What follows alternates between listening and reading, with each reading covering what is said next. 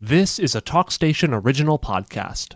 This is Christine Brin, and on this week's episode of Salty History, we will be talking with David Bennett from the North Carolina Maritime Museums about the history of tourism in coastal North Carolina, starting as early as the 1700s. Today, we'll be touching on topics such as why the tourists are coming to the area and what they're doing while they're here. It all starts now on Salty History.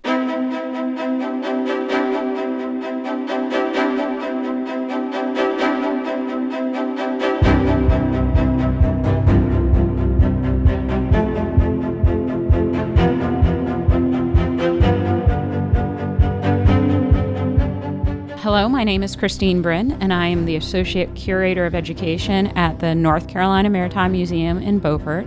And today I have with me David Bennett. Hello, my name is David Bennett. I am the Curator of Maritime History for the North Carolina Maritime Museum System. So I've been with the Maritime Museum for about, I want to say 14 years now.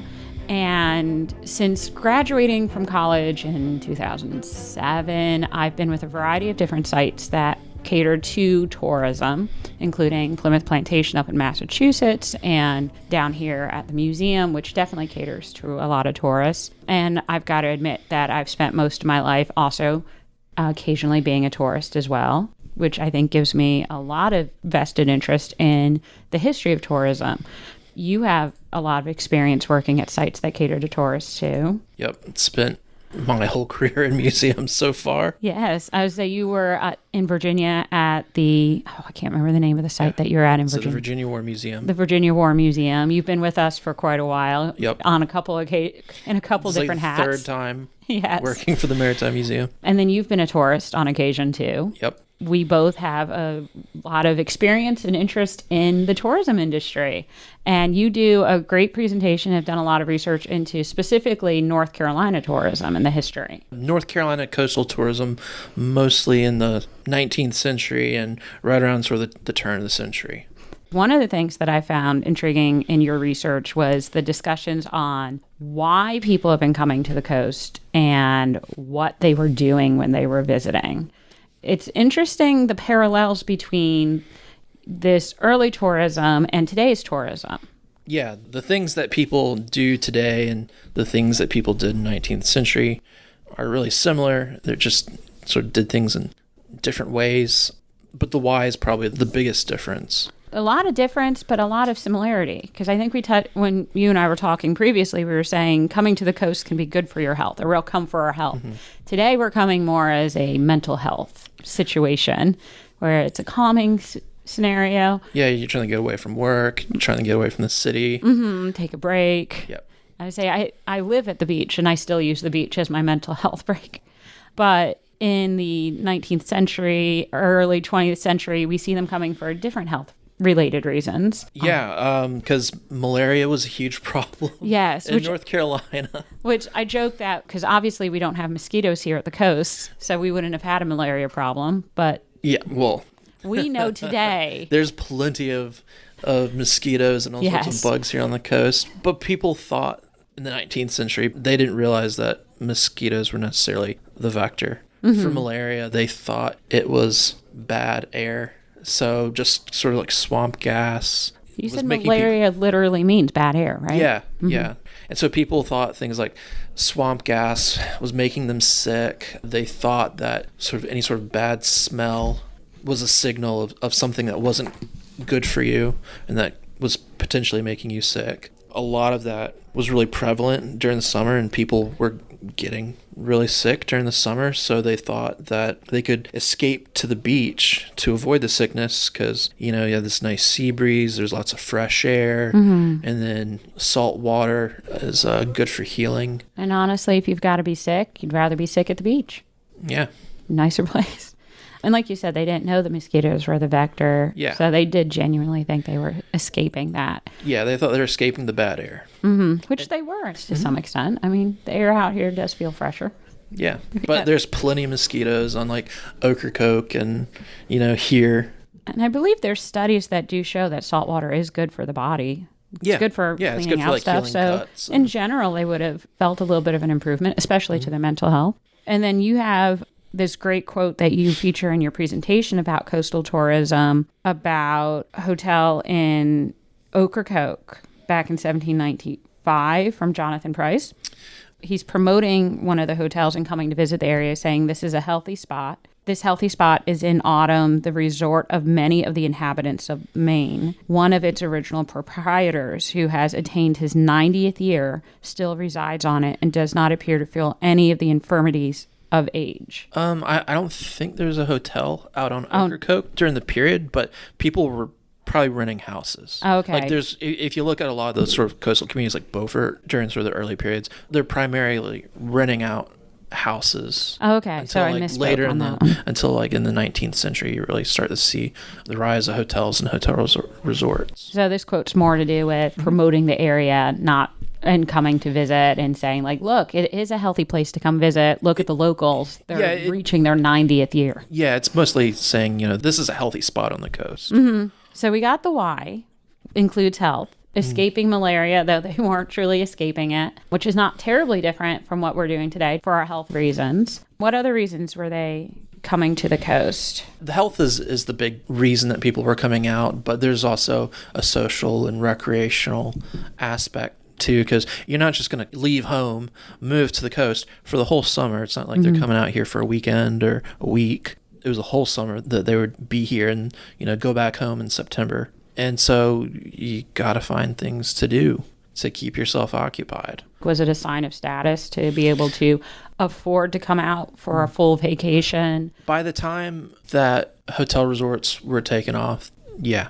Yeah, and it depends on where you stay, too. Some of the nicer hotels, if you stayed there, it was definitely a sign of status. Right. Like in the late 19th century, you came to Morehead City and you stayed at the Atlantic Hotel, which is sort of one of the best coastal resorts in eastern North Carolina. That was definitely a status symbol. And then it was either going to be come to the coast, or you said go to the mountains. Right. I feel like the coast is definitely the better choice.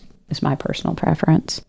Or there's the convenience factor, too. That certainly plays into it. I mean, it wasn't the easiest getting to the coast because you didn't have these coastal highways and you didn't have bridges going out to the Outer Banks, but you did have steamboat lines that ran regularly. You had schooners and sloops that ran regular routes to like Nag's Head and Ocracoke to ferry people from up on the Roanoke River, places like Hamilton, Williamston, Plymouth, or way up the sort of Chowan River. People were coming down and going all the way out. And that Nag's Head. definitely influenced where people were going, was more of that, Right. where these boats were taking them. Right. I forgot to mention, one of the more fashionable icons that came to visit coastal North Carolina was President Grover Cleveland back in December 1892. So we definitely see some almost celebrities visiting. Yeah, on. we definitely had some presidents in the late 19th century that came out here. Grover Cleveland, I think his Secretary of War also. And that runs a was out here. parallel with modern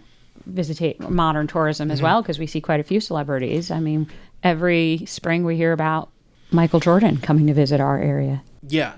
When he comes for the Big fishing. Rock Yeah. tournament. So there's a couple parallels there. We're seeing a lot of those celebrities then and celebrities now, and that makes it even more of a status symbol to go to coastal North Carolina. Yeah, and Morehead City also attracted a lot of North Carolina governors and a lot of politicians. Now the question is, what were they doing? Like you said, they're not two different, very similar list what they were doing to what we are doing today. It's just how they were doing it. Right. And one of my favorite discussions is, so they were going to the beach. Obviously, you go to the coast, you're going to go out to the beach. Though I have to admit, I've met tourists that never make it past all the restaurants. And they maybe touch a toe to the beach. The primary reason for coming to the coast is to go to the beach. And the same was true for early tourism. Yeah, people were spending a lot of time out on the beach. They're getting in the water. They're taking walks on the beach. They were riding horses and carriages, along the beach. Yeah, and the discussion on riding, I mean, that is another similar thing to what we do today on the beach. It is not uncommon for some of our beaches to be open to people driving on the beaches, but they weren't driving horses today. They're driving four-wheelers and trucks on some of those beaches, as opposed to riding horses and buggies. Yeah, a lot of these beach hotels had their own stables, and people could bring their horses to the beach. I know, like the Atlantic Hotel here in Morehead City, they had stables. People would put their horses on trains and bring them down, put them up in the stables, and then they'd ferry them across to Bogue Banks to go riding on the beach. Literally bringing everything with them. And that was also something that people did do. Yeah, you mentioned that. So at the hotels, because they were going to stay there for months, Yeah. they would bring everything, including almost the kitchen sink. Yeah, so people would, because they're there for several months, and not all of these hotels were thoroughly furnished, they would bring their beds sometimes, and they would bring their chairs, and they bring furniture with them, and they bring all kinds of household stuff they would fill up with into boats. And Yeah. then, What I love is you have this great image of a wagon coming up from one of the boats that had been ferrying people over, not to the beaches, but to a hotel. And it is just loaded with furniture and looks quite overwhelmed. yeah, in Nag's Head, they had a pier that was associated with the Nag's Head Hotel, and there's sort of this train track thing that ran to the end of the pier, and had that wagon thing on it that was, pulled by a mule or horse, and people would just load up all their furniture in that wagon and have it pulled off to the hotel, and they would move in for the summer, or they would move into a house. There's all these beach houses. Now, something so we were going back to the whole swimming and visiting the beach. So when we talk about them going and visiting the beach, and they have this infrastructure in place to get the furniture from the ships to the hotels, but infrastructure on the islands and on the beaches looked very different back in early tourism than it did today, obviously. So when they would go to visit a beach like, would it be Nag's Head, it would look very different than what you're visiting today, in that it was just, what would you refer to it, kind of like, not a wasteland. I don't want to call any... Giant sand hills Giant everywhere. sand hills. Kind of like Jockey's Ridge, but everywhere. Maritime forests, and just very sparse out there. You didn't have any sort of tourist development out there until like the 1830s. So we're not seeing any bathrooms. We're not seeing any stores out there. We're not even seeing really any beach houses to speak of until Well, you the mentioned 1830s. one of the things that was going on was the big sand hills. They were significantly larger then than they are today. They were still moving. They were still very active. They didn't have the beach grass in them like we have today. Yeah. So you would have tourists that would build beach houses out there and come back the next season, and the hill will have just buried it in the meantime. With the sand hills that you refer to, some of them got so large they became very iconic, and the tourists would actually go visit them, specific ones. Another parallel to today's tourism, because we still go visit Jockey's Ridge, which is an exceptionally large one.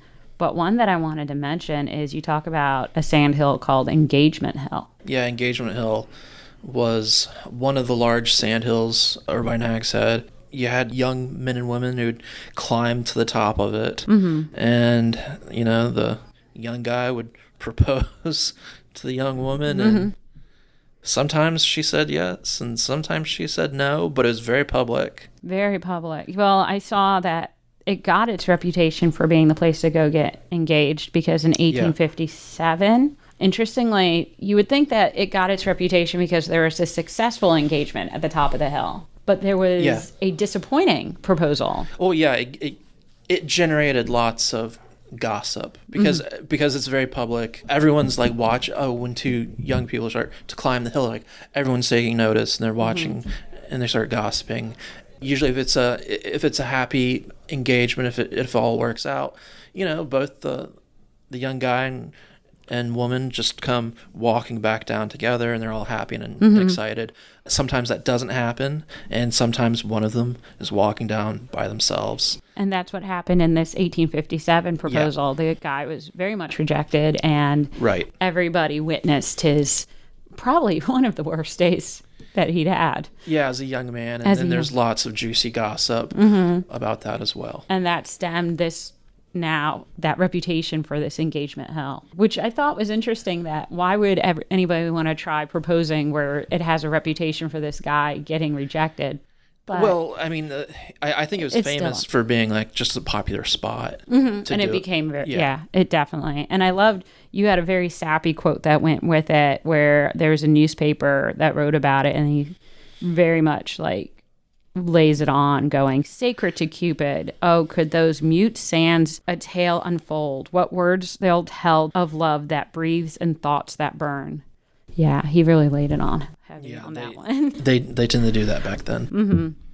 We've touched on what they were doing was swimming, riding, visiting different sand hills, but they were also sightseeing in that they were visiting actual sites. There were no museums like our museum at the time, but they were visiting places like life-saving stations, lighthouses, shipwrecks. But when you think about life-saving stations, which were buildings set up and manned for the express purpose of responding to ships that had wrecked off of the coast, you wouldn't necessarily think of them as a tourist destination, but they did prove to be them. Well, there's just not a whole lot on the Outer Banks, and so people are trying to find things to do to fill their time. These life-saving stations had a lot of downtime as well. You know, ships that are constantly being wrecked all the time. And so they would take people out fishing and oystering and stuff like that. Crews had to find a way to entertain themselves just as well.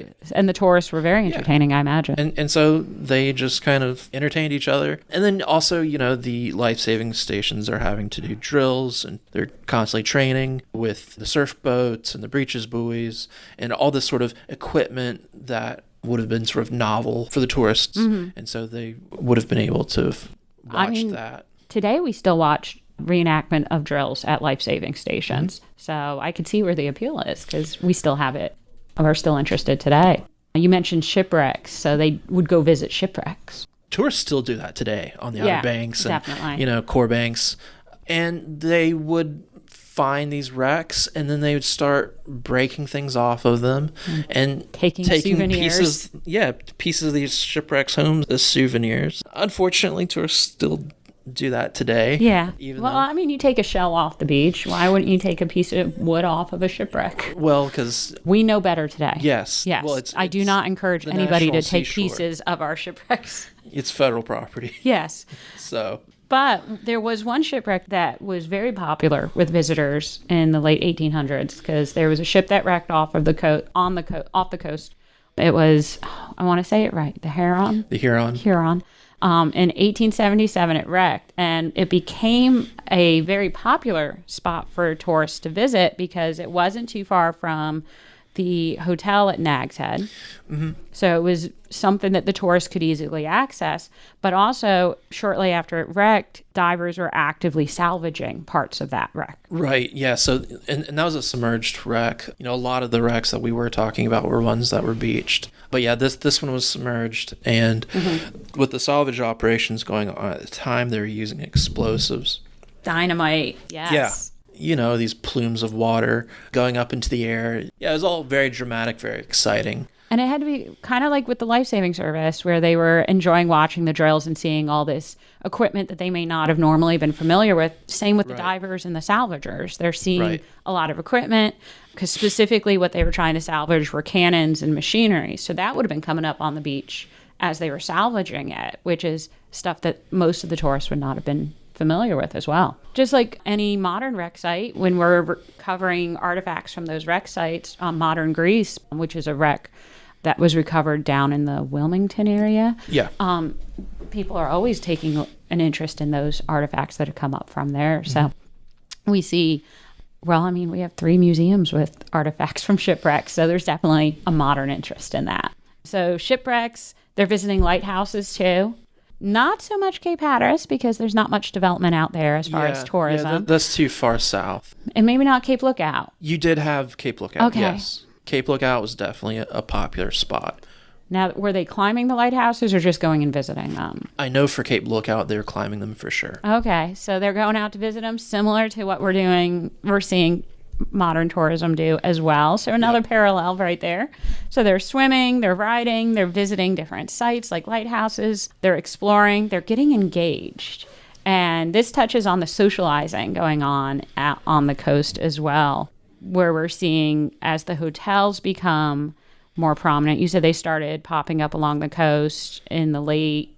So like, you had the Nag's Head Hotel, which was the first sort of coastal resort, and I think that was late 1830s that one popped up. And then the infamous, well, locally infamous Atlantic Hotel. Well, you had the Atlantic Hotel in Beaufort, which was blown down in a hurricane in the late 1870s. And then you had the Atlantic Hotel that was built in Moorhead in the downtown area, which was huge and probably one of the nicest, largest coastal resorts in North Carolina. For its time, yeah. Yeah. And that one, you see a lot of descriptions that involve like socializing in the way of parties and events going on. Had one of the nicest ballrooms in North Carolina. Yeah, you don't imagine people coming to the beach and putting on a ball gown, but they were doing it. It was definitely the popular thing to do. It was also the popular, fashionable thing, status symbol thing to sponsor a ball. Okay. So, at the beach. Yeah, you would. At the coast. So like one of the things that people would do is you would have maybe a man who's trying to impress a woman would throw a ball in honor of that woman that he's trying to impress. So the coast and romance. We talked about Engagement Hill. We're talking about sponsoring a ball. We see a lot of romance both in the way of getting engaged and also in the way of a little bit of, I think you called it heavy petting. Oh, yeah. Atlantic Hotel had a article that came out about them. So you had the gossip columnist from the Raleigh, I think from maybe this might have been the News Observer, would hang out at the Atlantic Hotel during the summer and report on everything that was going on. There's these teenage boys and girls who at night would go sneak out of the dances and get into a boat, like a Sharpie that was tied up to the dock, and kind of have sort of parking kind of stuff going on. I feel like local kids still get into parked boats or dock boats and take advantage of those private moments. I'm sure. But yeah, there's that sort of thing was documented as going on like the 1880s. And then before we wrap up, I do want to discuss that there is one other tourist practice that they were doing back in the early tourism that is still parallel today. And I was surprised to hear this. There's ghost hunting. Yeah, up in Nag's Head, Roanoke Island, people would go out at night because they would swear they would see this sort of glowing orb over Roanoke Sound. And they would always try to find it, and when they found it, they would try to catch up to it, but right before they could get close to it, it would just vanish. And so, yes, there's all these ghost stories. And we see that still today, ghost tours going on all over the place, and there's a lot of interest, especially as the fall season comes around and we get closer to the Halloween. But yeah, I was surprised to hear that this ghost hunting sounds kind of like snipe hunting. That's not specific to North Carolina, I know, but... For those that may not be familiar, there is a bird called a snipe, but when you talk about snipe hunting, it is definitely a trick that somebody is playing on you. You send a kid out with a bag to the beach and tell him to go catch a snipe, which is described as a squirrel-like bird. Does not exist for the record, so I don't want to break anybody's heart. If somebody's ever sent you snipe hunting, they're definitely just trying to keep you busy. But as a tip to a parent, if you're ever out on the beach and you want to keep your kid busy, give them a bag and tell them to go hunt some snipes.